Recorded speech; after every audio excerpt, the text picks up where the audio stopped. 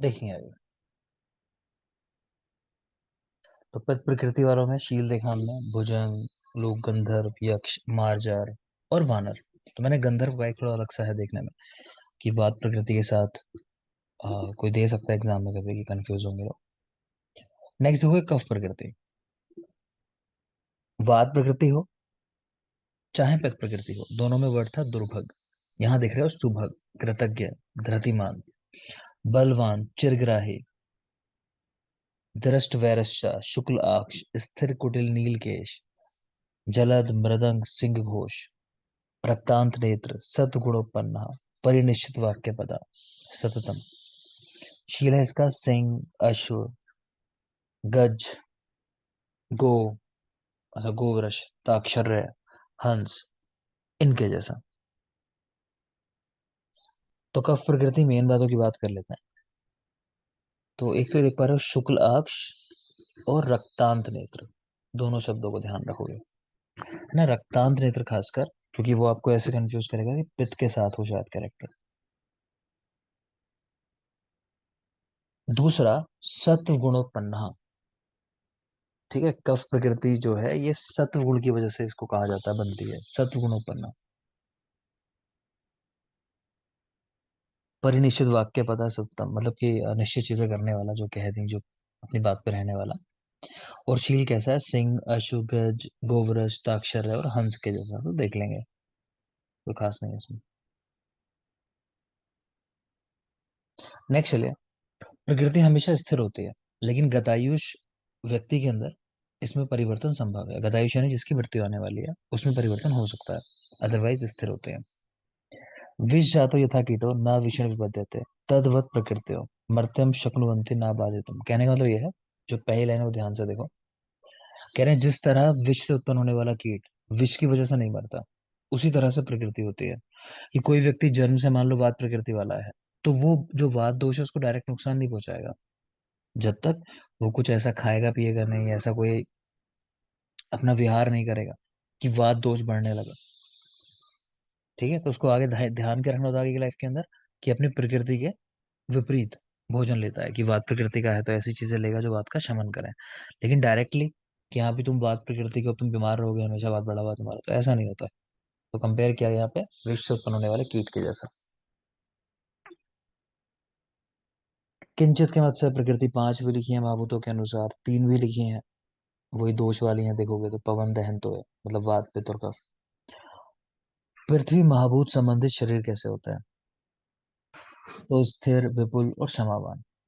तो जिसके शरीर में पृथ्वी महाभूत का प्राधान्य होगा, जो बताइए ना प्रकृति पांच, तो इसमें थोड़ा बताया, तो वो स्थिर शरीर वाले होंगे, विपुल बड़ा शरीर होगा और क्षमावान होंगे, दूसरों को क्षमा देने वाले आसानी से। नाभस शरीर वाले, नाभसी जिनकी प्रकृति है, वो चिरजीवी, लंबे समय जीने वाले। महत छिद्र हैं शरीर में, तो आप जानते ही हो, नभ का कैरेक्टर ही है छिद्र होना या सुशिर्यता होना, तो वही चीज है। आगे आ जाओगे, जैसे चरक में पढ़े थे हम लोगों ने, सत्वरज तमर वाली तम वाली प्रकृतियां, तो वैसे यहाँ भी लिखी हैं, तो देख लेंगे। तो सत्व काय वाला कैसा होता है, तो ये कई सारी काय हैं इसके, वही ब्रह्म, महेंद्र, वरुण, कुबेर, गांधर्व, याम्य और ऋषिकाय। तो ब्रह्म काय, अभ्यासो विदेशु, गुरु पूजनम और इज्जा। ध्यान से देखना, ब्रह्मा जी हैं, तो ब्रह्मा जी देखे भी होंगे, उनके हाथ में बुक दिखाई, तो उस तरह भी याद कर सकते हो कि ब्रह्म काय वाला अभ्यास करता है वेदों का, गुरुओं की पूजा करता है, गुरु पूजनम। नेक्स्ट है महेंद्र काय, सततम शास्त्र बुद्धि, तो हमेशा शास्त्रों में इनकी बुद्धि लगी रहती है। तो महेंद्र सिंह धोनी को समझ लो कि वो हमेशा जो है शास्त्रों को पढ़ने में लगा हुआ है, महेंद्र सिंह धोनी, सततम शास्त्र बुद्धिता। नेक्स्ट है वरुण काय, शीत सेवा, सहिष्णुत्व, सहिष्णुत्व, पैंगिल्य, हरिकेशता और प्रियवादित्व, प्रिय बोलने वाला। तो ऐसे याद कर लो कि वरुण कोई लड़का है, उसको पसंद है ठंडी चीजें खाना पीना, तो शीत सेवा। ठीक है, अपने बाल जो कलर करा रखे हैं, तो हरिकेशता ऐसा कर लो, हरिकेशता। बाकी अच्छा है, सहिष्णु, अच्छे से बात करता है, गुस्सा नहीं होता जल्दी। तो ये वारुण काय है, प्रिय बोलने वाला है। नेक्स्ट कुबेर का है। तो कुबेर धन के देवता, तो मध्यस्थ था, सहिष्णुत्व, अर्थस्य आगम संचय, महाप्रसव शक्ति।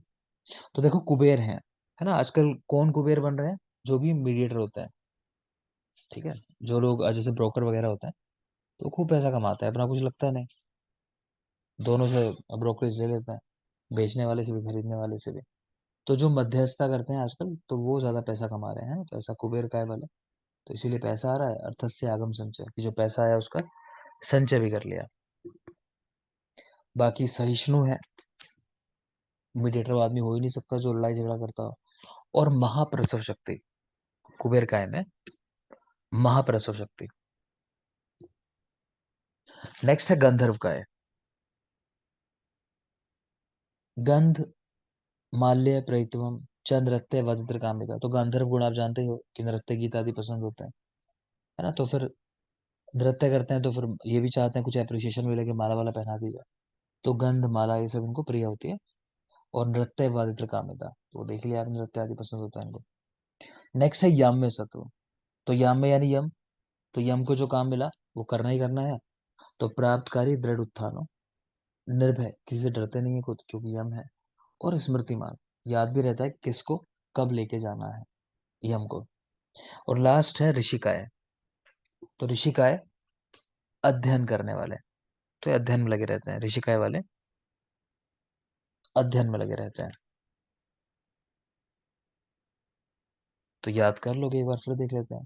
तो ब्रह्म काय में है अभ्यासो विदेशो गुरु पूजनम और इच्छा, साधारण में रहते हैं बिल्कुल। तो अभ्यासो विदेशो गुरु पूजनम ब्रह्म काय। महेंद्र काय सततम शास्त्र बुद्धिता, हमेशा शास्त्रों में मन लगा रहता है। वारुण काय शीत सेवा, सहिष्णुत्व, पैंगिल्य, हरिकेशता, प्रियवादित्व। तो वरुण शीतल चीजें खा रहा है, बाल कलर करा लिया, हरिकेशता प्रिय बोल रहा है, सहिष्णु है। कुबेर मध्यस्थ, सहिष्णुत्व, अर्थस्य आगम संचय और महाप्रसव शक्ति। गांधर्व का है गंध माल्य प्रियत्व चंद्रत्य वादित्र कामिता। याम्य सत्व प्राप्तकारी दृढ़ उत्थान, निर्भय स्मृतिमान। और ऋषि का है, तो ये अध्ययन में लगे रहते हैं, ऋषि अध्ययन करा रहे हैं। नेक्स्ट देखो राजस का है, वो कुछ खास नहीं है इसमें। तो असुर काय में कह रहे हैं एक आशीना मौद्रिक, के एकांत में खाने वाले, है ना, पेटू होते हैं, मतलब खाने में लगे रहते हैं। पर सर्प सत्व का नाम लिखा है। शाकुनी काय है अमर्षण, लड़ाई झगड़ा करने वाले। अनवस्थाई, तो स्थाई नहीं है बातों पे अपने। और अमर्षण, तो शकुनी से बड़ा झगड़ेबाज तो कौन होगा, महाभारत कराया था। नेक्स्ट राक्षस काय लिखी है एकांत ग्राही, रौद्रम, आसुया, धर्म बाह्यता, कोई जरूरी नहीं है, रहन दोगे। राजस काय में कुछ खास नहीं है। तामस काय देख लोगे। तो पशु काय दुर्मेधस्व, तो दुर्मेधा होती है, मतलब ब्रेन वगैरह है नहीं ठीक से काम करने वाला। मत्स्य सत्व अनवस्थितता, तो पानी में स्थिर तो रहती नहीं है मछलियां, मूर्ख होते हैं, डरपोक होते हैं। सलीलार्थी परस्पर अभिमर्दनश्च, तो जल को चाहने वाली होती हैं, मतलब जल इनको प्रिय होता है मत्स्य सत्व वालों को। और परस्पर अभिमर्दन, यानी एक दूसरे से ही लड़ाई झगड़ा करने वाले होते हैं। तो ये है मत्स्य सत्व के लोग। फिर वानस्पत्य सत्व, तो पेड़ पौधों की तरह वही, एक स्थान रहती, नित्यम आहार केवल रहता, एक स्थान पर रहते हैं, केवल भोजन में लगे रहते हैं। सत्व धर्म काम अर्थ वर्जिता, तो ये बाकी चीजों को नहीं सोचते कि अ, तीन श्रेष्ठ चीजें क्या हैं, पुरुषार्थ चतुष्टय क्या है, वो कोई मतलब नहीं। सत्व धर्म अर्थ काम सबसे वर्जित है, क्योंकि पेड़ पौधों की तरह है, एक स्थान पर खड़े हैं, केवल आहार के बारे में सोच रहे हैं। ठीक है। तो तामस का है, तो पशु में दुर्मेधा, मत्स्य में मेनली सलीलार्थी, परस्पर अभिमर्दनश्च, एक दूसरे से झगड़ा करने वाले। वानस्पत्य सत्व एक स्थान रहती है, नित्यम आहारे केवल रहता, सिर्फ भोजन में रहने वाले। सत्व धर्म काम अर्थ वर्जिता, शायद ये क्वेश्चन आया था, सत्व धर्म अर्थ काम वर्जित कौन से हैं। तो वानस्पत्य सत्व के लोग, तो समझ सकते हो वनस्पति पेड़ पौधे, उन्हें कोई मतलब नहीं है ये चीजें करने से। और लास्ट में कि सत्व रजतम, इनको महाप्रकृति कहा गया। वाग्भट ने इनको महागुण कहा है, महागुण। सत्वर स्तंभ को। तो ये कंप्लीट हुआ चैप्टर नंबर 4। नेक्स्ट है चैप्टर नंबर 5। बड़े लंबे लंबे चैप्टर हैं शारीर के, सुश्रुत के। चैप्टर 6 आप लोगों ने पढ़ लिया होगा, मर्म वाला। याद करके आना, अभी भी हो सकता है सवाल कर लूं बीच में पढ़ाते हुए, लेकिन कल तो बिल्कुल याद होना चाहिए। तो चैप्टर नंबर 5, शरीर संख्या व्याकरण शारीर अध्याय। शुक्र शोणितम गर्भाशय स्तंभ आत्म प्रकृति विकार समूर्छितम गर्भ इत्युच्यन्ते। तो कई बार परिभाषाएं आगे हैं, तो गर्भ की परिभाषा है शुक्र शोणित आत्मा, ये सब मिल जाते हैं तो गर्भ का निर्माण होता है। ठीक है, इसमें फिर चेतना अवस्थित हो जाती है, मतलब वो लिखा हुआ है, तो फिर इसको गर्भ संज्ञा दी जाती है। नेक्स्ट कह रहे हैं कि जो महाभूत है वो क्या करती हैं बालक में, गर्भ में। ध्यान से देखना, इस पे सवाल आता है। तो आकाश बच्चे को बढ़ाने का काम करता है, विवर्धनती। वायु विभाजन, ठीक है, अंग प्रत्यंगों का डिवीजन हो, सेल्स का डिवीजन हो, जो भी है, वायु का काम है विभाजन करना। तेज पचाता है, आप क्लेदन करता है, पृथ्वी संहरण करती है। तो कंफ्यूजन जो होता है बस ये पूछता है कि बढ़ाने का काम कौन करता है, विवर्धनती, ये विवर्धनती। तो आकाश या वायु, लोग कंफ्यूज रहते हैं, तो आकाश है बेटा बढ़ाने वाला, वो स्पेशली याद रखना, बाकी तो देख लोगे। अच्छा, शरीर जो होता है षडंग शरीर है, भाव प्रकाश का अष्टांग शरीर है, वो भी देखा आपने। तो षडंग शरीर शाखा चतस्रो मध्यम पंचम षष्ठम सरिति। तो यही पूछा गया था एग्जाम के अंदर, जो एग्जाम में आया था वो यही वाला श्लोक आया था कि किसने कहा है ऐसा करके। तो सुश्रुत ने। चरक वाले में ग्रीवा की बात थी, ध्यान आ रहा है ना, यहाँ वो नहीं लिखा है वर्ड, यहाँ लिखा है बस 4 शाखाएं, मध्यम पंचम की मध्यम शरीर, और छठा कह दिया फिर सर। नेक्स्ट देखो प्रत्यंगों की संख्या। तो चरक के तो काउंट कर लिए, तो इसमें कंफ्यूजन है लोगों में, 70 और 68 है ना, तो पूछेगा भी नहीं। सॉरी माफ करें, सुश्रुत के। चरक के तो पता है हमें, चरक के कितने होते हैं, बोलो। 56। 56। ठीक है ना। तो सुश्रुत में कंफ्यूजन है लोगों में, 70 है या 68 है, बाकी चरक के तो क्लियर ही है, 56। काश्यप के 87, सुश्रुत के चाहो तो आपका मन है नंबर देख लो आप, 70 और 68। श्रोतस और अन्य शरीर अंग कह रहे हैं वो प्रत्यंगों में आते हैं, तो मतलब ये है कि श्रोतस भी जो होते हैं वो भी प्रत्यंगों में कंसिडर किए जाते हैं। बाकी तो आप जानते हो उन 6 के साथ जो जो जुड़ी हुई है वो सब प्रत्यंग में आ जाते हैं। अब आगे कुछ जनरल नंबर्स आपको बिल्कुल रटने हैं, ये कुछ रटे भी होंगे आप समय के साथ, कि त्वचा सुषुप्ति 7 है, कलाएं 7 हैं। ज्योति, हाँ जी सर। शारंगधर 4th कला, यकृत लिया। यकृत लिहा। सुचिता,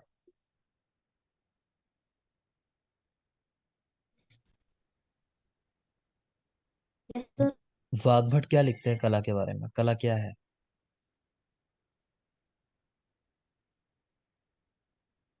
कला क्लेद है, मेदस्क। ठीक है बेटा, मेद क्लेद, का बस क्लेद। एक शब्द है क्लेद, क्लेद याद रखो, मेद नहीं, मेद की बात नहीं है, सिर्फ क्लेद वर्ड याद रखो। ठीक है ना, तो वो सब पढ़ लेना जो पीछे पढ़ा है। खैर, कलाएं 7 हैं, आशय 7 हैं, धातुएं 7 हैं, शिराएं 700 हैं, सिरा 700, पेशियां 500 हैं, चरक की 400 देखी थी आपने, तो पेशियां 500 हैं, स्नायु 900 है, अस्थियां 300 हैं, 300, संधियां 210, मर्म 107, धमनियां 24, 24, दोष और मल 3 3 है, श्रोतस 9 है, बहिर्मुख श्रोतस 9। लक्ष्मी, आचार्य शारंगधर के अनुसार स्त्रियों में श्रोत्सों की संख्या,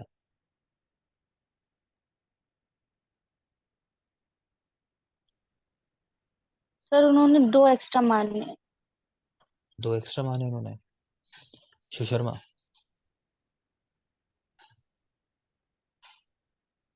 रोहित,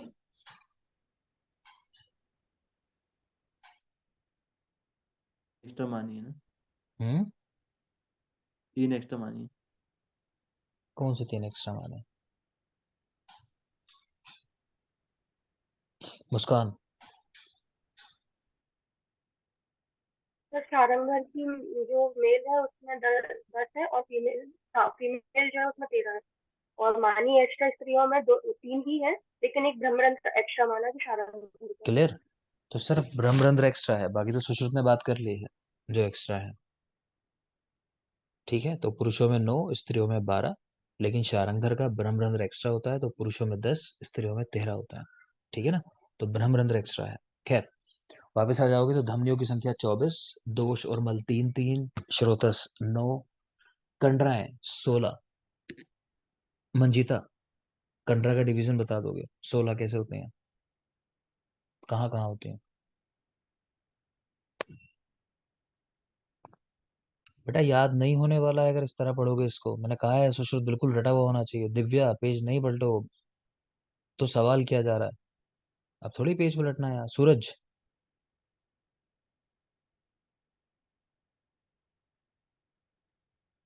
सूरज जी सर। किस जी तरह जी। है कंडराओं का डिवीजन, कैसे कैसे होते हैं? डिवीजन। ऐसे कैसे काम चलेगा भाई? कुसुम, कुसुम नहीं है सर ध्यान, नहीं है सर ध्यान। किसको याद है? हस्तपाद ग्रीवा पृष्ठ में चार सर चार हस्तपाद ग्रीवा पृष्ठ में 4 4 होती है। ठीक है, वहां बताया होगा ऐसा गप्पी के कांड। तो ग्रीवा पृष्ठ, हाथ पैर, कांड यानी कंडराएं 16, 4 4 4 4। नहीं याद है तो कुछ भी नहीं, फिर तो नंबर लिखे हैं। मैं नंबर बोलता चला जाऊंगा। मैं हम अब थोड़ी कराऊंगा दोबारा मैं इसको याद, मैं तो करा चुका हूँ अपनी साइड से। आप लोग समझ ही नहीं रहे मेरी बात को। शुरुआत से कहता आ रहा हूँ कि बेटा सुश्रुत पढ़ लो, शुरुआत से पढ़ लो, आगे बहुत समस्या आएगी, क्योंकि ये चीजें फिर आएंगी। अभी खत्म थोड़ी हुआ पोर्शन जो आपने पहले पढ़ा है, वो तो इंट्रोडक्शन था। नहीं करोगे तो देख लो, नंबर सारे लिखे हुए हैं, कर लो याद, यहाँ हो जाए तो। मैं तो पढ़ाता चलूंगा, मैं तो मान के चल रहा हूँ कि हाँ याद है सबको। शुरुआत में क्यों इतनी मेहनत की है कि वो शारीरिक गायन का एक्स्ट्रा मैटर कितना सारा था, कितने दिन लगे हमारे पढ़ने में उसे। आप वैल्यू नहीं कर रहे हो उसकी, तो मैं बताऊंगा नहीं। आपका काम है बेटा अब जाके देखना, वहां पे याद करना है। नहीं समझ रहे बात तो कंडराएं 16, जाल 16 है। मैं पूछ नहीं रहा, मुझे ही खराब फील होता है पूछने के बाद। मैं नहीं पूछ रहा डिवीजन कहाँ कहाँ है। तो जाल 16 है, कूर्च 6 है, काश्यप के कूर्च 42 है, मांस रज्जु 4 है। कोई बताना चाहे तो गैदास के कितने हैं? 8 8। 8 ठीक है, है, 4 का से डिवीजन किया है। ठीक है, सेवनी 7 है। ठीक है, इनको बचाना चाहिए शस्त्र कर्म के समय। संघात 14 है, सीमंत 14 है। तो वाघ भट की कौन सी चीज इनमें से 18 है, संघात या सीमंत? 5 सिर वाली, 5 सिर वाली। 5 कौन? सिर वाली है सन। सिर में 5 है, क्या है सिर में 5? संघात या सीमंत? संघात। सीमंत संघात, सीमंत सीमंत। सीमंत। एक चीज फिक्स कर लो, अब संघात या सीमंत। अब बोलो क्या आंसर लास्ट फाइनल? सीमंत।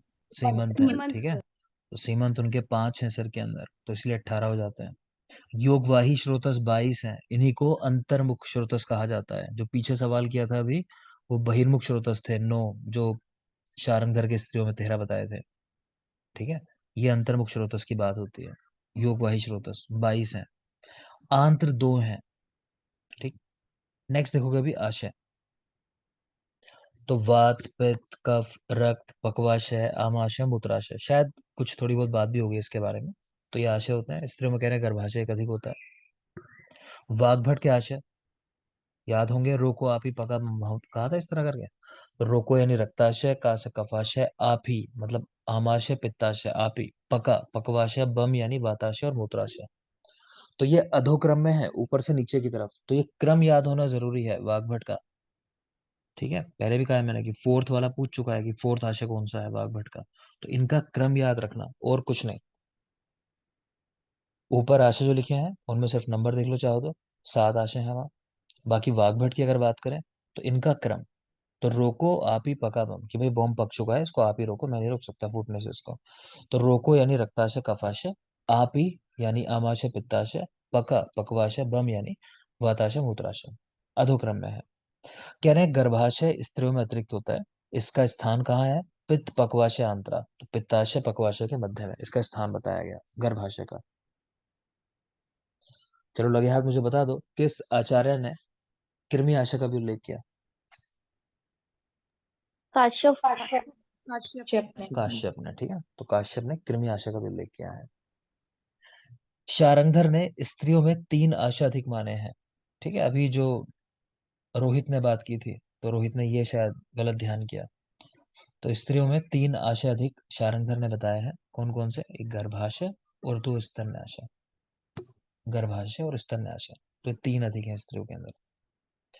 नेक्स्ट देखोगे आंत्र की लंबाई। तो पुरुष में 3.5 व्याम आंत्र की लंबाई, पुरुष 3.5 व्याम, स्त्रियों में 3 व्याम। तो आधा व्याम स्त्रियों में कम है पुरुष के मुकाबले, ठीक है। पुरुष 3.5 व्याम, स्त्रियों में 3 व्याम। ये एक सवाल भी आता है कि किस में अधिक सामर्थ्य होती है भूख प्यास को सहन करने की, स्त्रियों में या पुरुषों में, है ना। तो स्त्रियों में अधिक होती है, ठीक है बेटा। तो देख लो, जब उन्हें इंटेस्टाइन ही छोटी दी है हमसे, तो क्रेडिट क्या लेना है इस चीज का? जब आधा व्याम इंटेस्टाइन ही कम है, तो भूख खुद ही कम लगेगी, ठीक है ना। तो पुरुषों में 3.5 व्याम और स्त्रियों में 3 व्याम। श्रोतस 9 है बहिर्मुख श्रोतस, स्त्रियों में कह रहे 3 अधिक है। तो 2 स्तनों में एक आर्तव है श्रोतस, ये सुश्रुत की ही बात है, ठीक है। शारंगधर का ब्रह्मरंध्र वो एक्स्ट्रा है, तो इसलिए संख्या 10 और 13 नीचे लिखा है, देखो शारंगधर मेल में 10, फीमेल में 13, तो ब्रह्मरंध्र एक्स्ट्रा हो जाता है। और ये भी आप जान लोगे यहीं पर कि पहली बार स्तन्य वह श्रोतस का उल्लेख किसने किया है? सुश्रुत ने सुश्रुत ने। और स्तन्याशय शारंगधर शारंगधर, ठीक है। तो वो भी याद रखोगे। तो श्रोतस 9 बहिर्मुख श्रोतस है, स्त्रियों में 9 + 3 यानी 2 स्तन और एक आर्तव्य है। शारंगधर एक ब्रह्मरंध्र एक्स्ट्रा बता दिया, तो मेल में 10, फीमेल में 13। नेक्स्ट आती है कंडराएं। तो चक्रपाणि ने जो स्नायु स्थूल हो जाते हैं, मतलब उन्हीं को कंडरा कहा है कि स्थूल स्नायु को कंडरा कहते हैं, ऐसा करके चक्रपाणि ने बात कही है। स्थूल स्नायु को ही कंडरा कहते हैं, चक्रपाणि ने कहा। 16 कंडराएं हैं, तो देख लो। अभी बात कर रहे थे हम गप्पी के कांड, गप्पी यानी ग्रीवा और पृष्ठ, कांड यानी कंडराएं, प्लस हाथ और पैर, इनमें भी 4 4 4 4 बने रहोगे।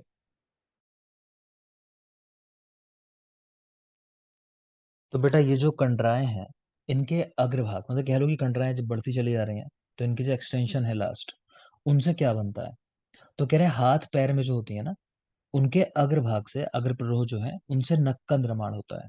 जो हाथ पैर वाली कंडराएं हैं, उनके अग्र प्ररोह से नाखून बनते हैं, हमारे नख।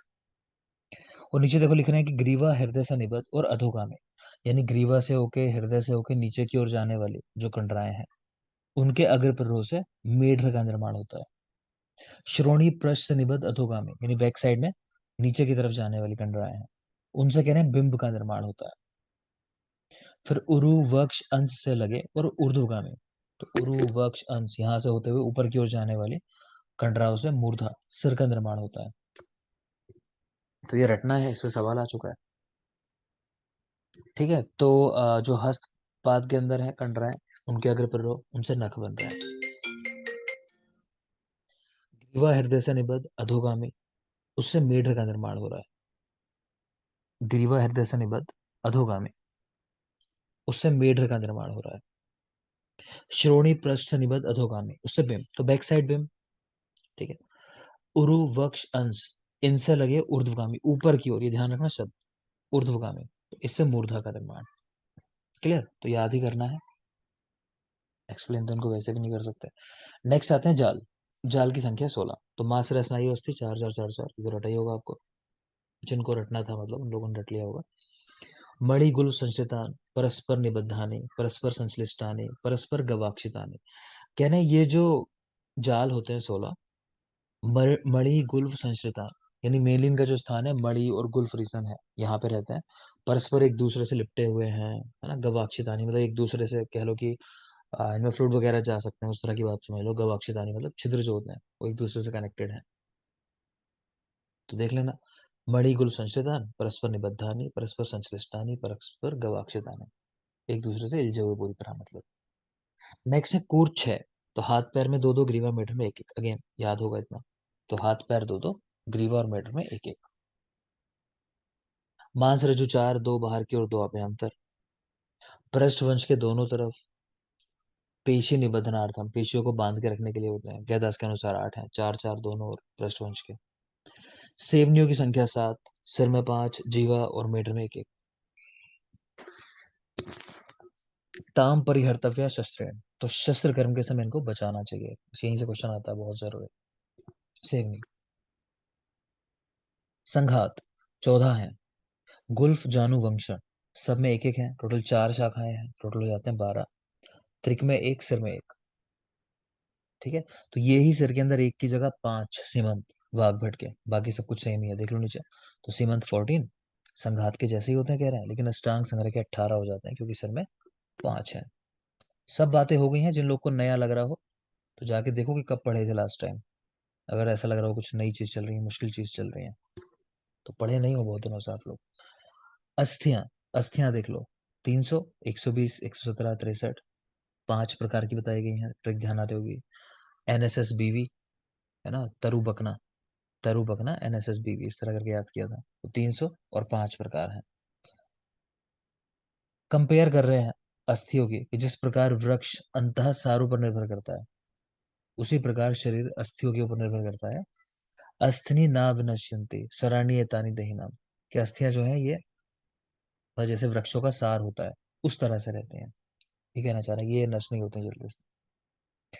नेक्स्ट है संधियां, संधियां 210, ये डिवीजन जरूरी कहा था आपसे, 68, 59, 83। ठीक है, इसके अलावा 2 प्रकार की होती हैं। अच्छा ये भी बात है कि ये संधियां जो है अस्थियों में है, क्योंकि काश्यप की हमने संधियां देखी थी। तो कितनी थी टोटल उनकी संधियां? 381। 381। टोटल संधियों में, पेशियों में, सिराओं में। 2000। 2000 वाग्भट की थी ना 2000। ठीक है, तो वाग्भट की तो 2000। ठीक है, तो वो 2000 तो भी होता। बागवट की थी सर। हाँ बेटा, तो वहां पे क्या है, सिर्फ अस्थियों के बीच की नहीं है, मैंने कहा कि वहां पे क्या है, जो भी जॉइंट्स है बॉडी के अंदर वो सारे उन्होंने मिला दिए। तो खैर, यहाँ जो हम बात करें अस्थियों की संधियों की बात कर रहे हैं 210। और शायद दूसरा आप जो ध्यान कर रहे हैं 381 ध्यान करना चाह रहे हो, शायद वो काश्यप की है। बीच में कोई 1 2 लोग बोले थे, है ना। तो 381 काश्यप की है। बाकी 2 प्रकार की होती है संधियां, चेष्टा युक्त, चेष्टाहीन, तो ध्यान आ रही होंगी। चेष्टा युक्त कौन सी है?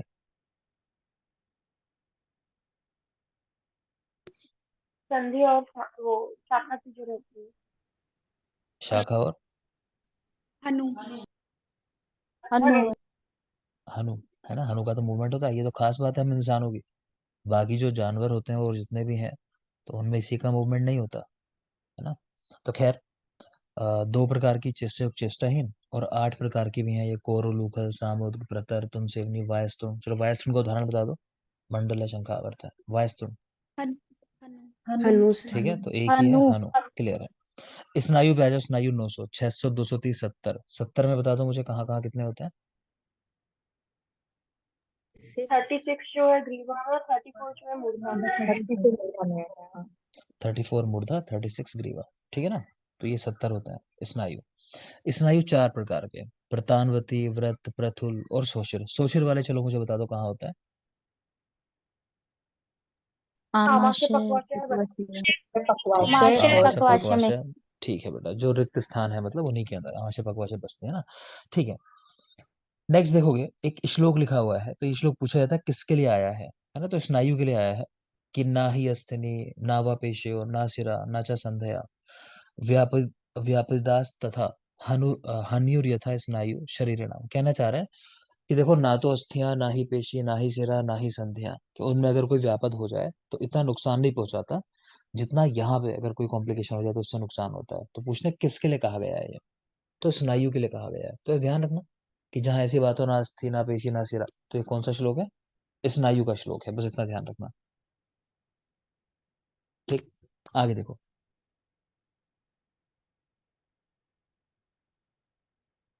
अच्छा ये क्या है जो जरायु से घिरा हुआ है, कफ से वेष्टित है? कला। वायु कला। वायु ठीक, और क्या बेटा? कला है, कल 3 देख। चीजें हैं ना। हाँ, कला है लेकिन स्नायु भी है। हाँ स्नायु भी है, करेक्ट है। ठीक है, तो स्नायु, जरायु और कफ से वेष्टित, है ना। तो वो क्या है? कला है। ठीक है, नेक्स्ट देखोगे क्या दास? ये क्या बात आ गई। अच्छा, पेशिया। तो पेशिया 500, 400, 66, 34 याद ही होगा। इवन आपकी गाइड में गलत थे नंबर, ये ध्यान आ रहा होगा, वहाँ कुछ 67 और 33 लिखे हुए थे, हम लोगों ने करेक्शन भी किया था। तो पेशियां 500 है, 400, 66 और 34। गैदास की देख लो कि यहाँ डिफरेंस है, ये जरूरी है, और गैदास वाला नंबर ये शायद बात नहीं हुई अब तक। 398, 60 और 42। तो 400 की जगह 2 कम है, 398 है। 66 की जगह 6 कम, 60 है। और 34 की जगह 42 है, 42। 398, 60 और 42। गैदास। वाघभट उन्होंने इजी नंबर रखा है, 400, 60 और 40। पेशियों का इंपॉर्टेंस बता रहे हैं कि सिरा, स्नायु, अस्थि, पर्वाणी, संधियश्च शरीराम, कि शरीर में जो भी चीजें हैं, सिरा, स्नायु, अस्थि, पर्व, संधियां, जो भी, कि पेशियां ही उनको संवृत करती हैं। मतलब पेशियां ना हो, सोचो ऊपर मसल्स ना हो, तो उनमें पावर नहीं होगी। मतलब तो बलवान जो बल है वो सब पेशियों की वजह से ही होता है, कह रहे हैं। स्त्रियों में 20 पेशियां अधिक, और यौवने तासाम परिवृद्धि, तो यौवन अवस्था में उनकी वृद्धि होती है, ये भी आप पूरा पढ़ चुके हो। प्रत्येक स्तन में 5-5, टोटल 10। अपत्य पथ में 4, बाकी जगह 3-3। शुक्रार्थ प्रवेश करी 3 है, गर्भ छिद्र के आश्रित भी 3 है। ठीक, तो ये भी आपको पता है पूरा पोर्शन। नेक्स्ट आ जाओ, पेशियों का स्वभाव, प्रकार या स्वरूप। तो पेशियां पूछे कितने प्रकार की हैं, टोटल नंबर तो पता ही है 500, तो 12 प्रकार की कह सकते हो। तो क्लियर कट नंबर यहाँ भी नहीं दिया, मगर लोग अपने आप ही फंक्शन के नाम पे इनको काउंट कर लिया कि ये फंक्शन दिए हुए हैं, तो इतने प्रकार की होती हैं ऐसा करके। तो 12। तो पेशियों का स्वभाव, प्रकार या स्वरूप पूछा जाए तो आंसर 12 लगाना है। एक लक्षण देख पा रहे हो, ये पर्याय के रूप में इस्तेमाल हुआ है, मेढ्र के भी, आयुर्वेद के भी और रूप के भी, कई बार बात हो गई इसकी भी, मेढ्र, रूप और आयुर्वेद। नेक्स्ट देख लेंगे, गर्भशैया। अगेन ये पोर्शन भी पड़ा हुआ है आपका। रोहित मत्स्य मुख आकृति, पित्त पक्वाशी और मध्य, गर्भशैया, यत्र गर्भ तिष्ठति। तो गर्भ जहाँ ठहरता है, तो ये गर्भशैया है।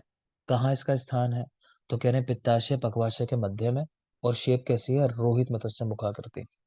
जबकि आगे देखोगे, शंख नाभि आकृति योनि, योनि की आकृति क्या है, शंख नाभि के जैसे, शंख नाभि आकृति योनि। तस्या तृतीयावर्ता, इसके तीसरे आवर्त में गर्भशैया प्रतिष्ठिता। गर्भशैया जो है, जो ऊपर हम पढ़ रहे थे कि जहाँ गर्भ प्रतिष्ठित होता है, तो वो इसके तीसरे आवर्त में रहती है। तो ध्यान रखना, लोग इसमें भी कंफ्यूज होते हैं। गर्भशैया जो है वो रोहित मत्स्य मुखा करती है, और योनि जो है वो शंखनाभ्या करती है। गर्भशैया का स्थान पित्ताशय पक्वाशय के मध्य में, पित्ताशय पक्वाशय के मध्य में। ठीक, आगे चले। गर्भ में शिशु कैसे रहता है, अगेन सब पढ़ रखा है आपने। आभुग्न, अभिमुख, सा योनि शीर्षाम, स्वभावात प्रसवम प्रति। ठीक है, तो शरीर को मोड़ के अपना सामने की ओर करके, और लेकिन प्रसव के लिए नीचे घूम के आ जाता है। तो ये होना स्वभाव है, ऐसा ना हो तो विकृति है। मोस्ट कॉमन प्रेजेंटेशन बच्चे की क्या होती है, जो आता है, तो लेफ्ट ऑक्सीपुट एंटीरियर।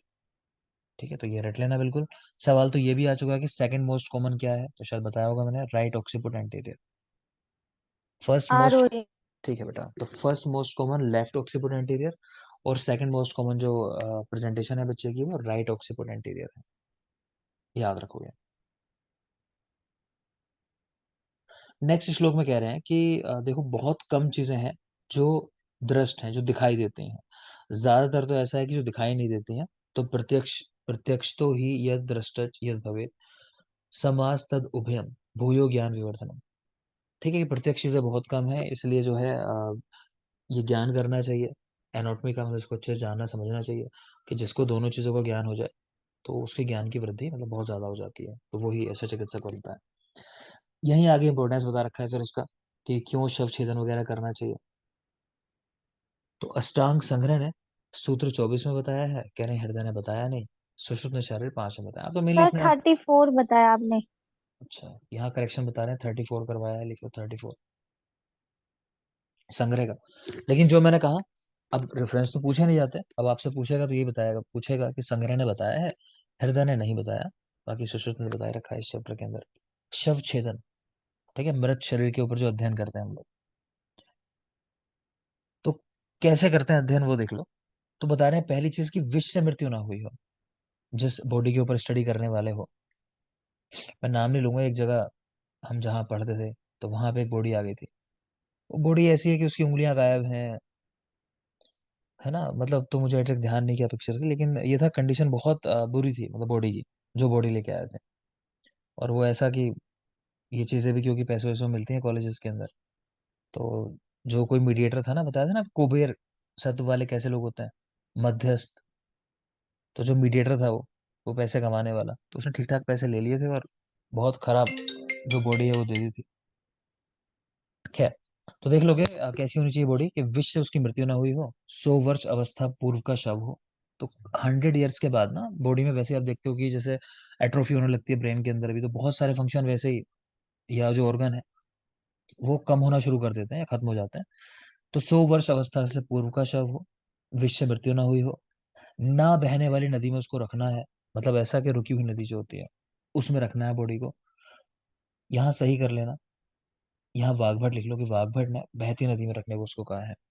सुश्रुत की जगह वाघभट कर लो। वाघभट ने बहती नदी में रखने को कहा है बॉडी को। अप्रकाश वाले स्थान पर, ठीक है, जहां प्रकाश ना आता हो, अप्रकाश वाले स्थान पर उशीर, बाल, वेणु, वल्कल आदि की कूर्ची से, मतलब स्किन को धीरे धीरे धीरे हटा के अंदर वाले ऑर्गन देखने चाहिए। तो उशीर, बाल, वेणु, वल्कल आदि की कूर्ची से अध्ययन करते हैं। और 7 दिन तक कह रहे हैं अध्ययन किया जाता है। अध्ययन ये 7 दिन तक करना है, ठीक है। तो ये खत्म है शायद चैप्टर यहाँ पे। अगला मर्म वाला चैप्टर है जो आपको कल जब आओगे याद होना चाहिए। कल मॉर्निंग क्लास भी करेंगे, है ना। तो मॉर्निंग वाली क्लास होगी कल, मैसेज डाल दूंगा मैं भी। तो कल मॉर्निंग क्लास भी आपकी वही 6 बजे, टाइमिंग वही 6 बजे की रहेगी, ठीक है।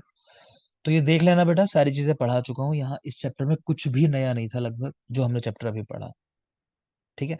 कल आपके टेस्ट डिस्कशन भी करने हैं, मॉर्निंग वाले बैच का मॉर्निंग में कर लूंगा, इवनिंग वाले बैच में जो कॉमन टाइमिंग का था वो इवनिंग में कर लूंगा। तो कल दोनों टेस्ट भी डिस्कस कर लेंगे, आपके सवाल जो होंगे कल सवाल भी ज्यादा ले लेंगे, ठीक। आज के लिए तो इतना ही रखते हैं, टाइम क्योंकि खत्म हो रहा है।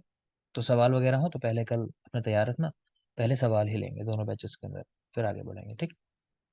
थैंक यू, कल मिलते हैं।